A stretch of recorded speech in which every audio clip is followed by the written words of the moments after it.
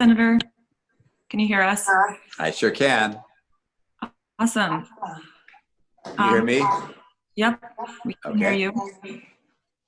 So if you want to dialing in now. What, Liz? Senator is dialing in right now. Oh, I think we see him. Already in, Liz. Great. Awesome. Okay, so yeah, thanks everyone for joining us. We'll begin with an update from the senator, and then, like I said, with the time remaining, we will open it up to questions. Good afternoon, everybody. I wish I could be there in person, but back here in Washington, we're back underway again. You probably saw my comments over the weekend, which is the president is fully entitled to call for recounts and to investigate any irregularities. I think at this stage, it's likely that President-elect Biden will be inaugurated in January, but the final word has not been yet received from each of the states, and until it is, why certainly the president will pursue his legal options. We met today with the Republicans in our conference, elected new leadership among our members. Actually, it's the same people we had before, with one exception, which is that Rick Scott will be leading the NRSC, our fundraising arm of the Senatorial Committee. And then we also spoke about a need to get a budget done. And so our appropriators are trying to put together a piece of legislation which will be acceptable to the Democrats on a bipartisan basis in the House. And they filed a number of bills today to try and make that happen. We're also going to keep working on a COVID relief package. It is my hope that we can get something that's actually passed sooner rather than later. I do think that the fact that the economy is coming back pretty well, with good growth in the third quarter, with unemployment, the percent of unemployment has come down as well, that the idea of a multi-trillion-dollar bill is not going to happen, that we're more likely to have something more targeted to places where there is specific need, and that is something which I, among others, am promoting. So with that introduction, I'll turn to you for questions that you may have, and I guess Ariel has a long list of questioners, so Ariel, we'll turn the time over to you. Thanks, Senator. Okay, we'll start with Tommy Burr, who is with Nexstar. Hey, Tommy. Senator, how are you, sir? Good. You? Good. Thanks for the time. I just wondered if you could talk just for a second about what you see the Republican Party being in a post-Trump world. Will the Republican Party at some point be in a post-Trump situation? And what does that look like to you? I don't think I'm going to forecast a post-Trump world, because he continues, in my view, to have a substantial influence within the party, even if he is not reelected in January and inaugurated in January. And one, he might decide to run himself, or two, he might decide to get behind someone who is running. But I think he has shown that he has a pretty big presence on Twitter, in social media, in the media, and so I think he'll have a big influence. And the question is, will our party be able to retain the, if you will, the blue collar workers that came from perhaps traditional Democrat connections through unions and so forth? Will we be able to retain those that he brought to our party? Will we be able to have a return of some of the suburban women that we lost? These are real questions, and it depends on who decides to run in 2024 and what their message might be. But I think President Trump is a singularly capable individual in terms of turning out a base that got him elected and that nearly got him reelected. And so I think if he wants to continue to have a role in the party, he certainly will. Okay, Roger with KCPW. Hey, Roger. Thanks. Hey, Senator, thanks for making time for Utah Media. Really appreciate it. You've said that the president calling the election rigged damages the cause of freedom and weakens democratic institutions. Major figures within the Republican establishment, including people who just won re-election in the Senate, are backing that idea that there was election fraud. You've got Senator Lindsey Graham, you've got Senator Ted Cruz. We have Utah's Attorney General Sean Reyes tweeting that if only verified legal votes are counted, President Trump will win. Representative Chris Stewart said that the media was involved in what he called voter manipulation, not to mention the comments by the Secretary of State today. You called out the president for weakening democratic institutions. Do you also condemn those statements by these public figures underpinning the claims of the president? Well, I haven't seen all the statements you've described, or frankly, any of those particular statements. I think individuals, if they want to point out that there would be irregularities or that there had been people who voted illegally, I'm sure that in a nation as large as ours, there have been circumstances, probably on both sides of the aisle, where people voted that shouldn't have voted, or people who got ballots that they shouldn't have received and voted and sent them in. I presume that happened. But I don't know that there's any evidence that's been presented so far that suggests that happened in a sufficient number of cases to result in a overturning of the election results as we understand it.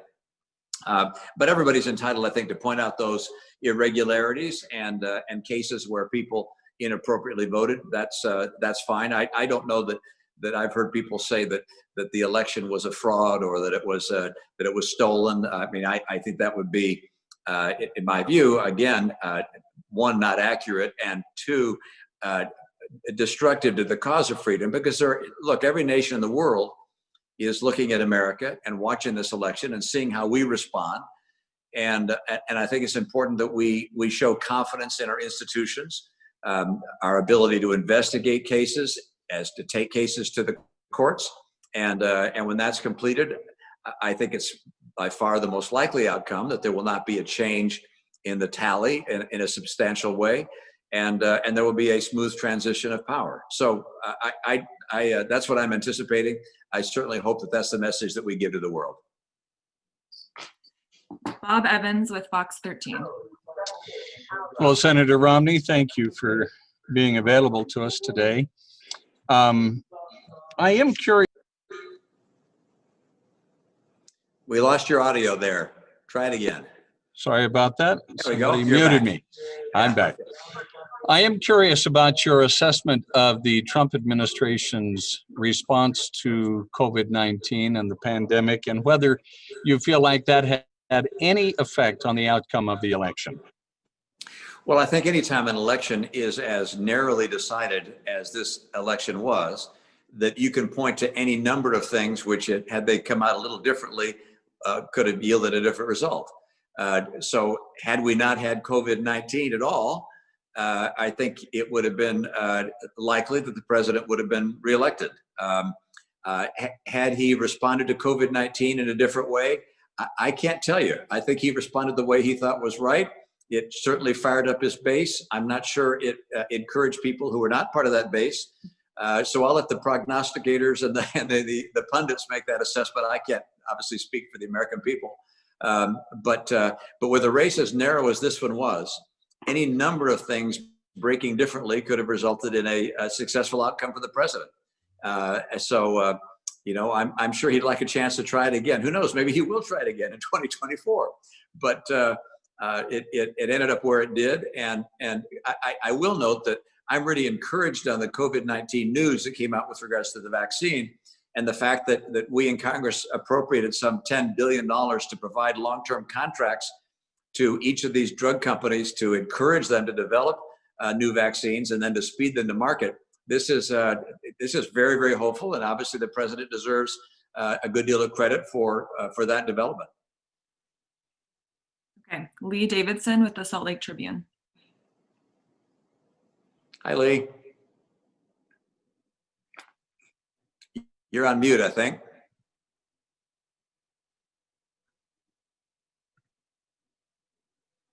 Lee?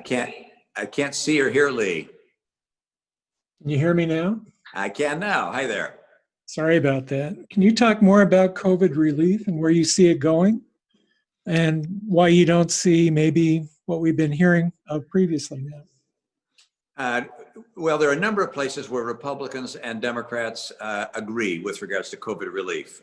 So additional supplemental payments for unemployment, yes. Extending the PPP program for small businesses, yes. Additional funding for schools and hospitals, yes. Additional funding for airlines to make sure they keep flying. That's essential for the functioning of our economy, yes. There's agreement on those fronts. I'm sure there's some areas of controversy, but overall, that's a place where there's a meeting of the minds. Where we sort of come apart is $400 or $500 billion of additional borrowing going to states and localities, and that's something where a number of Republicans, including myself, say that just doesn't make sense. I've spoken with our governor and other leaders in our state. They don't feel that we need additional billions of dollars coming to Utah, that wouldn't be justified. We certainly don't need to be sending tens of billions of dollars to New York and California and Illinois that have massive pension obligations. And so there's real resistance on the part of the Republicans in both the House and the Senate to hundreds of billions of dollars being borrowed to go to states and localities. And the other area of some disagreement is with regards to additional checks to individuals. As you may recall, I was the one that from the very beginning said, hey, let's send $1,000 per person out at the beginning of this crisis. I wanted folks to be reimbursed for having bought additional groceries and other supplies to weather the COVID storm. But at this stage, 93% of Americans are back to work, that want to be back in work. And sending out checks to all of those individuals strikes me as, again, an unnecessary burden of borrowing and something which I don't support. So, and most Republicans, I think, as well, don't feel that that's something we should support. So we could probably save hundreds of billions of dollars, $500, $600, $700 billion in borrowing by not putting more money in checks to individuals and not putting more money to states and localities. So that's probably where the big difference is. Who's going to end up winning in this debate? I don't know. The argument that we're making to our Democrat colleagues is, look, you're probably going to get a new president. You may or may not get the majority in the Senate.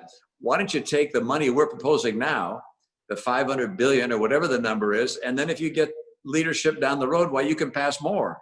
But move now and get help to small businesses and to the unemployed as quickly as we possibly can, and the airlines and so forth.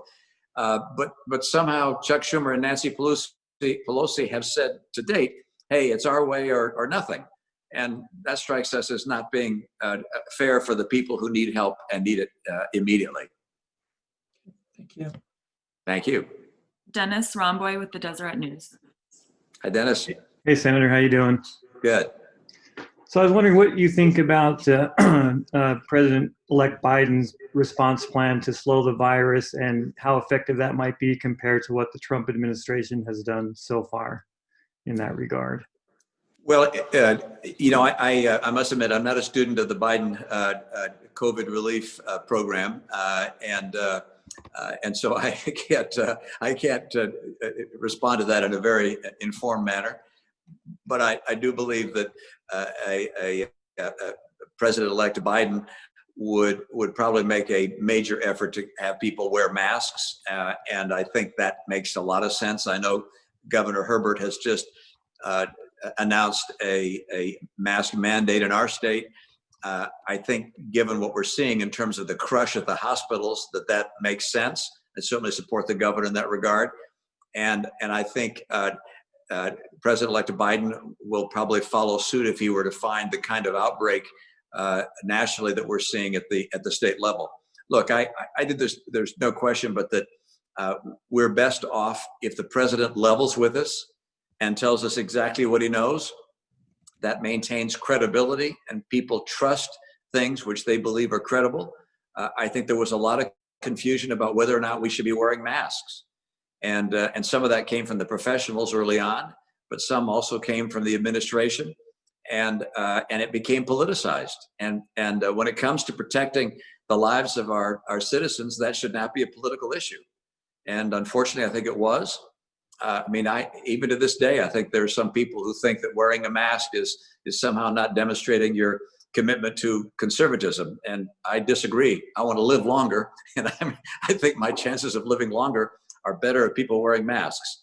The good news is we're going to get a vaccine apparently, and we'll have our senior citizens vaccinated in many cases by the end of the year, I hope, and our healthcare workers, and we'll be able to create the herd immunity, which will actually put this disease behind us.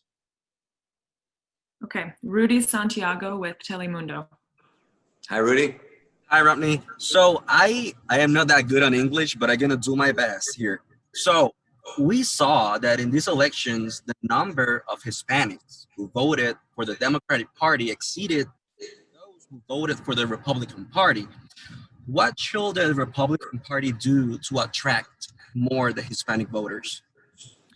Well, I think, as you point out, that we did better with Hispanic voters than we have traditionally by a pretty substantial margin. And my own view is that more important than how many votes we get from Hispanic voters is how well we do helping Hispanic citizens realize their dreams and have full opportunity in this country.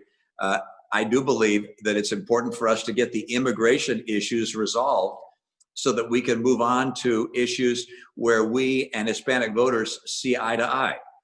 So we as a party, we're very family oriented and are looking for additional funding for child tax credits. We're also a party that is committed to providing good opportunities in the workplace. We tend to be a party that knows more about the economy than does the party across the aisle. And so I think our party has a natural fit with Hispanic voters, but that fit has been delayed by our failure, both Republican and Democrat, our failure to resolve the uncertainties associated with immigration. So I would like us to see an immigration proposal that's accepted by both parties and get that behind us. I think people have used immigration as a divisive issue, and it's time for us to solve this issue for the dreamers and for many others that wonder what their status will be. Thank you. Thank you. Thanks, Rudy. Lindsay Whitehurst with the AP. Hi, Lindsay. Thanks for receiving the question. So I'm wondering, back to the election results topic, I'm wondering if you think it's dangerous, the refusal to sort of acknowledge the Biden victory, or could it become dangerous at some point? I mean, could it kind of undermine a Biden presidency even before it begins? You know, I do know that there is concern of that nature. I think you have to recognize that in this modern age, there are going to be conspiracy theories. There will be attacks leveled through social media and through cable on one side of the aisle or the other. And if a president spends their time worried about the attacks coming, they won't be able to get much done. The great majority of the American people will look at the results that a president is able to achieve and will not spend a lot of time worrying about the attacks. I think if you get focused on what the negative people are saying about you, well, that could take you off track. I mean, if you read the comments in social media, you're not going to have much time and you're going to get awfully upset. I think if you want to be a leader in this country, you don't worry about the comments in social media. You don't worry about the attacks coming from cable TV, and you don't worry about the attacks coming from across the aisle. You put your head down, you pursue your agenda as aggressively as you can, and you try and work with people across the aisle to get something actually enacted. And if President-elect Biden is sworn in, I will work with him on items where we could see eye to eye. I'll oppose his agenda in places where I think it's wrong. And I think that's what the people of Utah expect me to do. Lad Egan with KSL TV.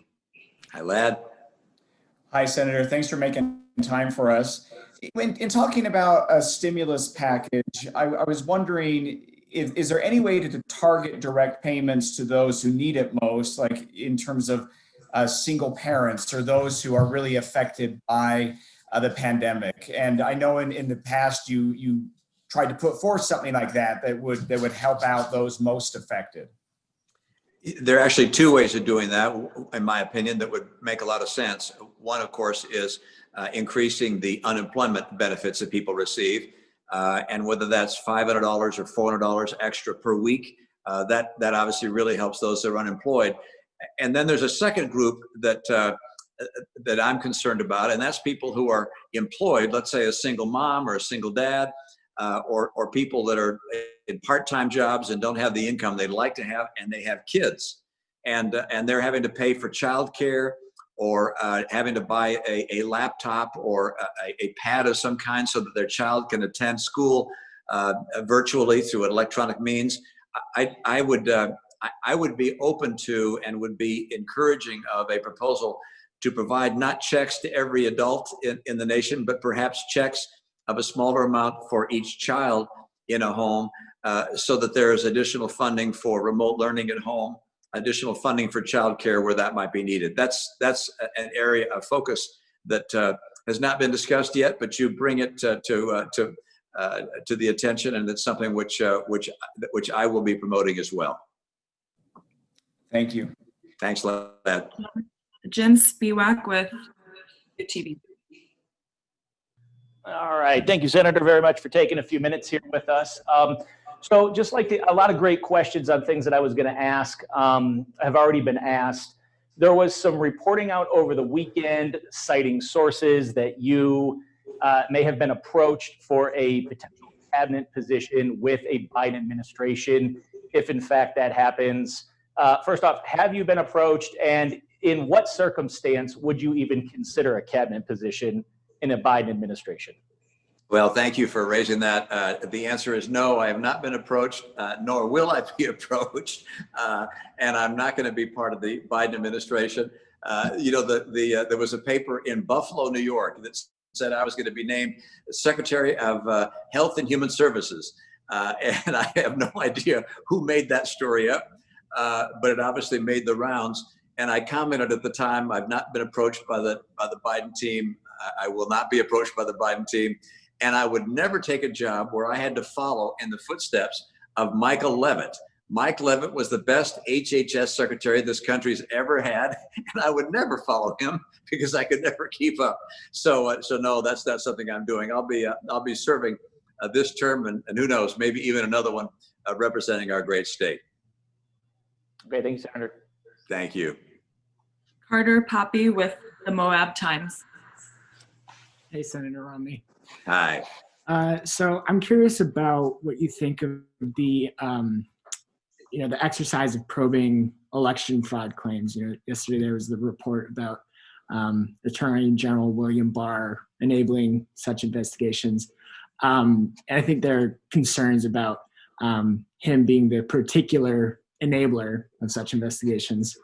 But is it a good exercise to, create a report, investigative committee or something of the sort that looks into, systemic voter fraud? We've not seen evidence that such a thing exists, but would it be worth it to, maybe have a record of it not existing in a definitive manner, or are people who,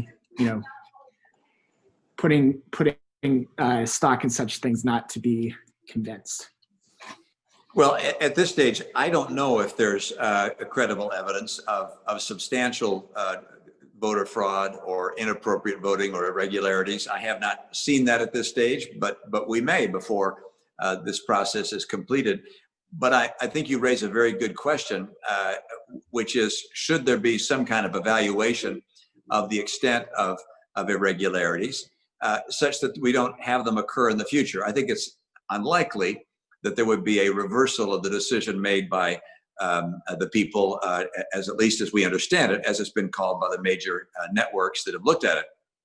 But putting aside whether or not an investigation or investigations would reverse the election, one question is going to be, given the fact we're going to have more mail-in voting around the world, around the country rather, just because we've gotten used to it, it brought more people to the polls, that's a good thing. I think the question is, okay, are there some risks or downsides associated with mail-in voting? Was there any fraud of a substantial nature this time as a result of that? Are there things we can do to reduce the incidence of that? Obviously, we've had mail-in voting in Utah for a long time. The system works well, but we're not as big a state as New York or California, and we've kind of gotten used to it. We've got systems that work pretty well in reducing or perhaps even eliminating fraud within our voting system. So perhaps an investigation, whether by the Judiciary Committee, which is announced is going to be looking at this area, or by the Justice Department, can help us to make sure that in the future we reduce to the extent humanly possible any potential irregularities associated with, I think, the growing trend towards early voting and voting by mail. Thank you. Lindsay Ertz with KSL News Radio. Hi, Lindsay. Hi, Senator. How are you? Can you hear me?